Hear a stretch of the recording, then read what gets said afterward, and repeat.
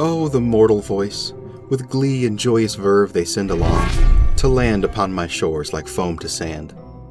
Lo, the mortal choice, to gently wash mine ears with honeyed song, and steal my grains to sea with soft command. Oh, the mortal's pain, art they not blind to what I've deigned in haste, to gift them days of which they shall regret? Woe, my holy reign, should sink beneath the waves and be erased, not painted pure despite my curse beset. Thus, a mortal's path, plucked and dropped between the seas of past and what's to be, should a cradle make for that which yearns for future free. Hello everyone, and welcome to the Crystal Cast of Blackroot Archival, a visual recollection of antiques, artifacts, and curiosities that will fascinate and intrigue. I am your curator, Noah Blackroot, and that previous excerpt was from Tomas Tomli's legendary stage play, She Who Sees with Eyes Unclouded, a character study of Tomli's take on the Nebularian goddess of life, Polowen. Today I will be discussing the history of Polowen's cathedral in Hetra Valley and its role in Tomli's classic play. So if you like what you see and hear today, I urge you to visit my museum, Blackroot Archival, to learn more about this beautiful structure. 3 weeks ago, I was contacted by the Raestan School of Performing Arts with news that they were retiring a few of their classic props and were wondering if I'd like to buy them. This wouldn't be the first time I've bought things from them, so it wasn't really a huge surprise, but among a few recognizable though easily reproducible pieces, there was one that grabbed my attention. The most expensive, for sure, but one I knew I had to have in my museum. A replica of Polowen's cathedral in Hetra Valley, Raesta. What, you didn't think I'd make an episode about the history of something I didn't have in my museum, right? This cathedral is one of Raesta's most iconic structures. Back when the South was more of a loose, unclaimed region of land under no single flag, hundreds of kingdoms, fiefdoms, and city-states squabbled over the southern flatlands. One of those was the kingdom of Raesta, the country that I live in now. As this kingdom grew, its religious text, the Great Libra Nebularia, found its way into most of these smaller population centers. For the size of this kingdom at the time, its religious text was unexpectedly dense, and its explanations of the origin of the world and the world's magical system spread through the southern flatlands with little resistance. Each of the 12 Nebularian deities from the Libra Nebularia found worshippers somewhere. And over the next few centuries, their influence had practically snuffed out most other religious presences in the south, accelerating Raesta's growth into the sizable and powerful kingdom you know it as today. In northeast Raesta, on the Umanasi Peninsula, there was a small city-state just called Hetra Valley. After the locals adopted nebularism, their spring festivals gradually shifted to venerating the goddess Polowen. She is acknowledged fully within nebularism as the humble goddess of life, the sky, and springtime. So naturally, the Hetra Valleyans, there has to be a better name for those people. I'm sorry, I haven't done that single bit of research. For now, it's just going to be the Hetra Valleyans. I digress. They designed a stone cathedral as a monument to Polowen and springtime, aiming to produce a fortress of sorts to resist the extremely cold winter temperatures of the Umanasi region. This peninsula is battered annually by harsh Arctic winds, so notoriously, the arrival of warmer temperatures there is uniquely worth celebrating. If their devotion to Polowen earned themselves a springtime one day earlier, their hard work in worshipping would be deemed worth it. So they built.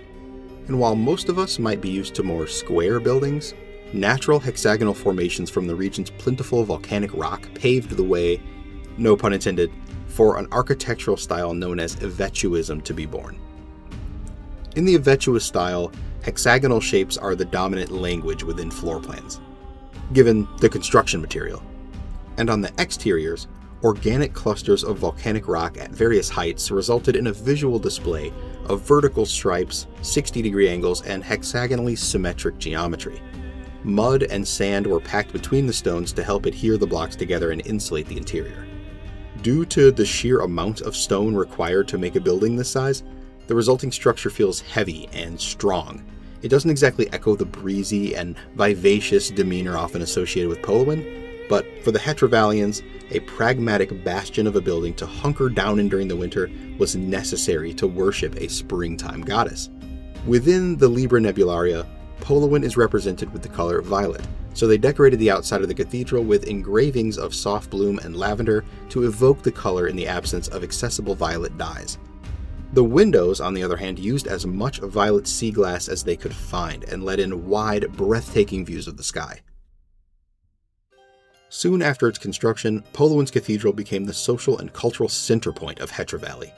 Tunnels were constructed leading from the sides of the main chapel to other secondary rooms that would serve as nurseries, infirmaries, or stockrooms. Some of Vetuist architectural choices existed before the cathedral, but this building's immense cultural power in the Umanasi region caused many elements of it to spread to other architectural projects, solidifying the style as we know it today.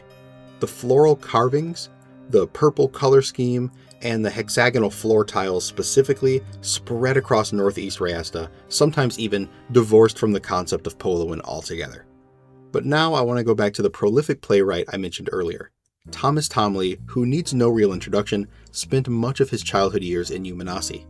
Looking back to his extensive works of literature, you find his stories are often inspired by the Liber Nebularia and tend to have a yearning, wistful tone.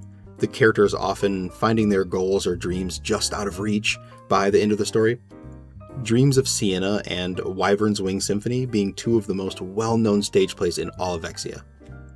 She Who Sees with Eyes Unclouded is Tomli's love letter to the Northwest, and to Polowen. It itself is a work of worship, and a deconstruction of the goddess and mortal life. She gazes back fondly at the first elves to ascend to the tops of the tallest trees, fleeing creatures twice their size and 5 times their ferocity. She witnesses dwarven hands begin to count and measure, making sense of the world's shapes and materials.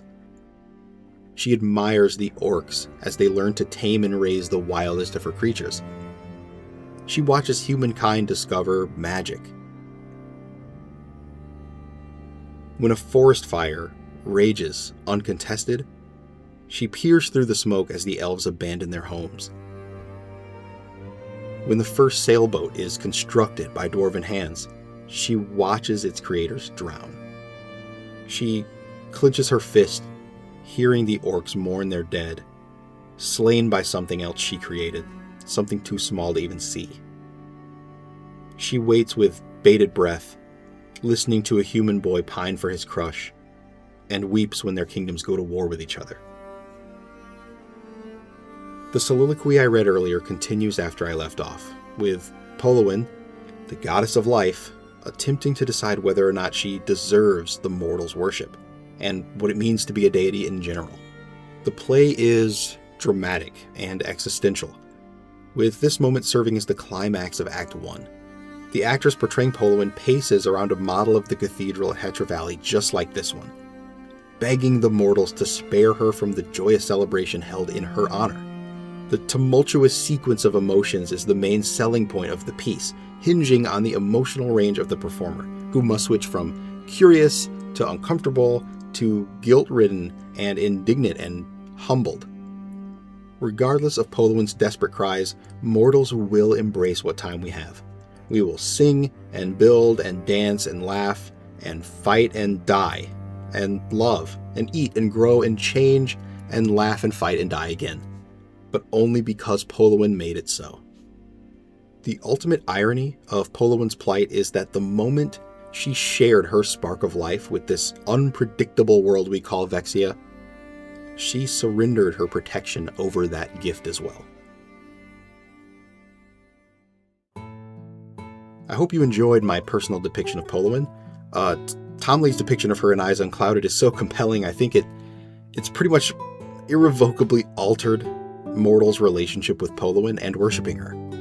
Hymns and prayers to Polowen after this soaring popularity of Eyes Unclouded paint Polowen as a figure to be reassured, to convince her that we're grateful and thankful for our lives, the good and the bad. For my visual depiction, I think I may have inadvertently based her appearance off of someone from my school days that portrayed her in our production of Eyes Unclouded. I helped out with so many productions back then, but I could never really sing that well, which is what our play choices tended towards. Even when I wasn't singing, I often just got a little bit in my head about delivering lines with the right cadence or volume. But I found a home for myself backstage with the props, the set dressing, the wardrobe. But regardless, I couldn't help myself from slipping back into my theatrical roots to deliver that excerpt earlier as Polowen. Of course, nothing we made back then was as impressive as this beautiful model from the Dresden School of Performing Arts. But if I could read that whole passage, I mean, I would love to, but delivering the soliloquy in its entirety, live over crystal ball with no permission, it might break some kind of law. Some new law, I'm not sure. This group called the Crystal Cast United something. They sent me a letter about certain rules recently, but I'll have to look into the legitimacy of that and get back to you all. This is a new medium, and so far it's proving a phenomenal outlet. I already had a few people reach out to me by Owl to tell me that they like my storytelling in the first few episodes, and some even shared it with their friends. That's so sweet. I can't begin to say thank you for something like that. If you want to see any of the things I've talked about in any episode of this Crystal Cast, they're all in my collection here at Blackroot Archival, and I just hope that even if the museum is too far for you, you continue to support my show in other ways. What those other ways are, I'm not exactly sure yet. But for now, this has been Noah from Blackroot Archival. Thank you for watching, and I hope to see you next week.